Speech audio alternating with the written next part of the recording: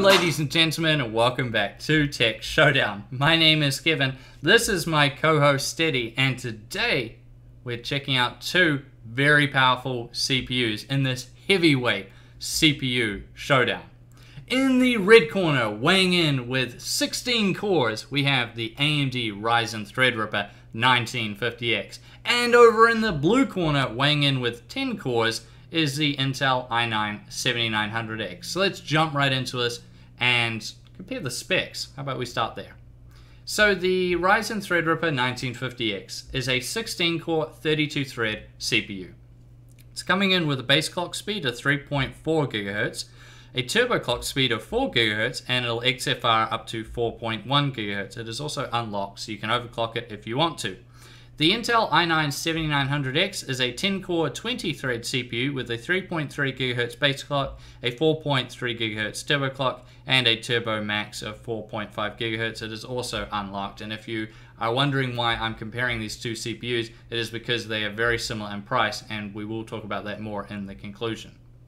Now let's talk about the cache then.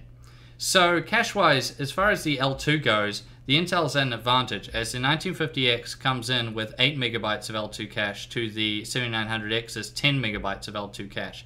This is offset though by the fact that the 7900X is coming with 13.75 megabytes of L3 cache to the massive 32 megabytes of L3 cache for the 1950X.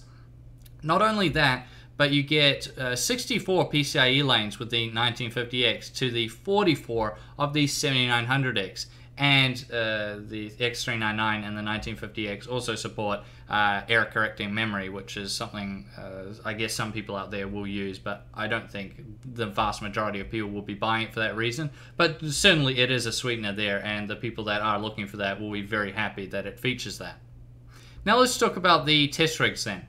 So the 1950X was tested with my personal motherboard, the MSI X399 Gaming Pro Carbon. So far it's been pretty good, although it's had a few hiccups here and there, but that's honestly what I expected with X399. The 7900X was tested also with an MSI board, but this time it was an X299 SLA Plus, and that was also very decent there. X299 seems to be a little bit better on average in terms of the amount of issues there. They don't seem to be having as many as X399, but honestly that's to be expected given that this is sort of AMD's first time in this market, so to speak. So I expected a lot of issues with X399, but so far it actually hasn't been too bad. Now let's talk about the overclocking and temperatures then. So the 1950X overclocked decently well. I mean, I got 3.9 gigahertz out of it on all 16 cores. That's decent. I mean, that's nothing to laugh at, that's for sure. That's still very decent. However, when compared to the 7900X, which went up to 4.7 gigahertz on all 10 cores, that is a big clock speed advantage there for the Intel CPU. Now, as far as temperatures go, I ran them both at their stock and overclock settings in IDIS64 on the CPU stress test for 5 minutes. And as you can see here, the stock results were very close actually, so that's pretty good there. I would say both of them did very good in terms of stock temps. Once you overclock them, obviously they get quite a bit hotter, but the Intel chip, the 7900X, was running almost 10 degrees hotter. I think that's mainly because the 1950X is soldered down, whereas that is not the case with the 7900X, so you're going to get quite a bit more heat there. Now let's move over to what you've all been waiting for, the benchmarks. But first I need to address something.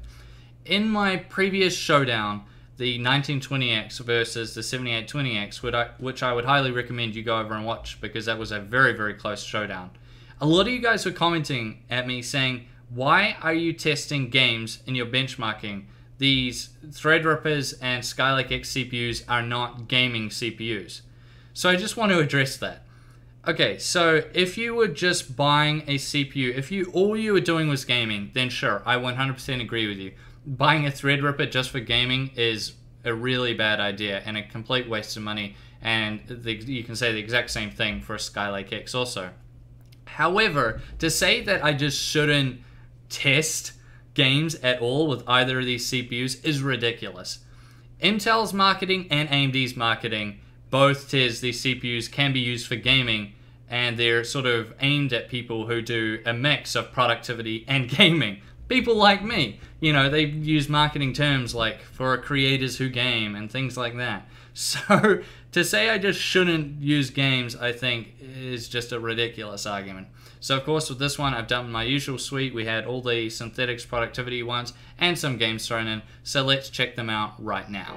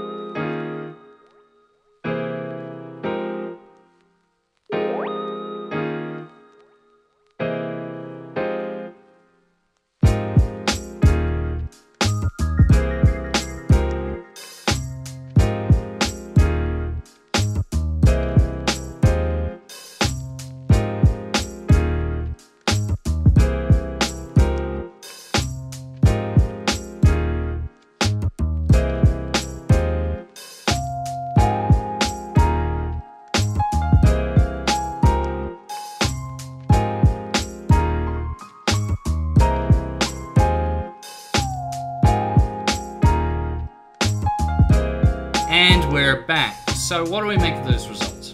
Well, the 1950X does very well at stock speeds compared to the 7900X. The 7900X did win in the 1080p gaming, but I really doubt anybody buying either of these CPUs is going to be gaming on a 1080p monitor.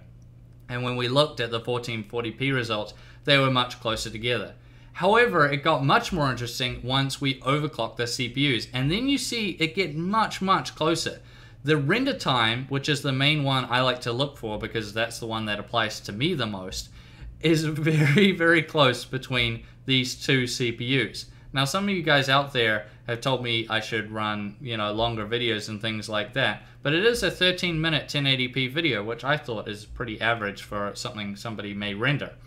So yeah, very close there once they are overclocked. I think that is mainly due to the big clock speed advantage the 7900X has. But it's fair to say that both of these CPUs are seriously powerful, which brings us nicely into the conclusion. We have to bring price into the equation. So right now, here in New Zealand, over at Playtech, you can pick up the Threadripper 1950X for $1,599. Very easy, everybody has that much money, right? Now, if you want to go for the 7900X, that's also going to set you back quite a bit. At Playtech right now, it's coming in at 1,499 New Zealand dollars, so $100 less.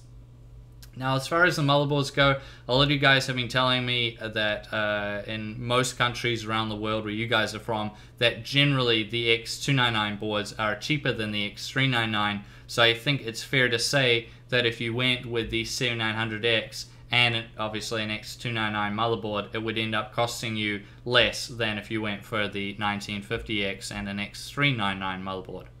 But that being said, which one is the winner? And this for me is very hard to say. I'll put it this way. If you were not planning on overclocking the CPUs at all, you were just going to leave them at their stock speeds, then I would say the 1950X wins. However, once you start overclocking these CPUs, it gets a lot closer because the 7900X has such long legs in terms of its ability to overclock as high as it can. So it makes it much more difficult then, because I think most people that are buying these CPUs, these really high-end ones, will be overclocking with them. So that's basically how I would put it. For me personally, if they're running at the stock speeds, I would say the 1950X, but once you start overclocking, it's very, very hard to say. So once again, I want to kick it to you guys. What do you think of these two CPUs, and which one do you think is the better CPU? So if you had the money and you were going out to buy one of these CPUs, which one would you pick and why? I'd really like to know. Now, I thank you for watching this video. Please subscribe to Tech Showdown if you haven't already, and like the video, because Teddy loves it when you like the video. And as always, I'll see you guys next time.